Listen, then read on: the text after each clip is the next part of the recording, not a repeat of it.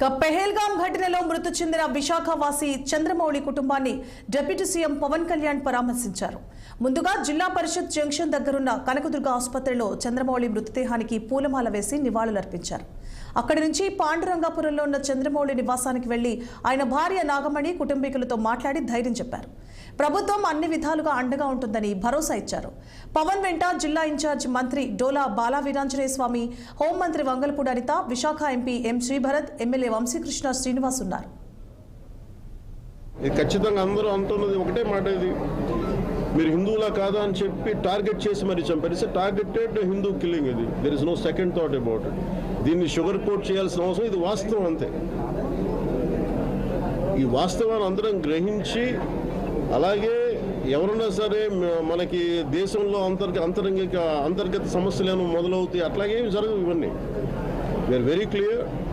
ఉగ్రవాదులు అనేవాళ్ళు ఖచ్చితంగా వాళ్ళు ఇస్లాం పాటిస్తున్న వాళ్ళు, అది వాస్తవం. కానీ ఉగ్రవాదం వేరు.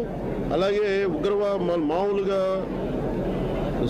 శాంతిపూర్వకంగా శాంతి భద్రతలను కోరుకునే ముస్లిం సమాజం వేరు. అది స్పష్టత మా అందరికీ ఉంది, ఎన్డీఏ ప్రభుత్వానికి ఉంది, అది మా అందరికీ క్లారిటీ ఉంది.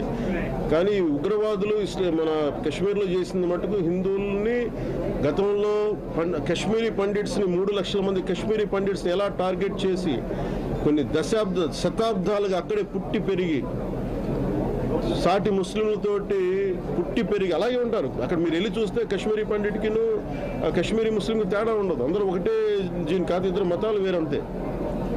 కానీ హిందువులు అని చెప్పి ఆ రోజున 3 లక్షల మందిని టార్గెట్ చేసి చంపేశారు కొంతమంది ఇంతే దారుణంగా. ఆ రోజున నాకు ఇంత మీడియా లేదు, ఆ రోజున మనం ఎవరు స్పందించలేకపోయాం. కానీ ఈ రోజున మనం అందరం కూడా స్పందించాల్సిన అవసరం ఉంది. దీన్ని అందాక మాట్లాడుతున్న మీరు ఇలాంటి సమయంలో చాలామంది ఉగ్రవాదుల గురించి నేను ఎందుకు 3 రోజులు నేను పార్టీ నాయకులందరికీ కూడా, మా ఎమ్మెల్యేస్ అందరికీ కూడా ఎందుకు మీరు హాఫ్ మాస్ ఎందుకు చేయమన్నానంటే,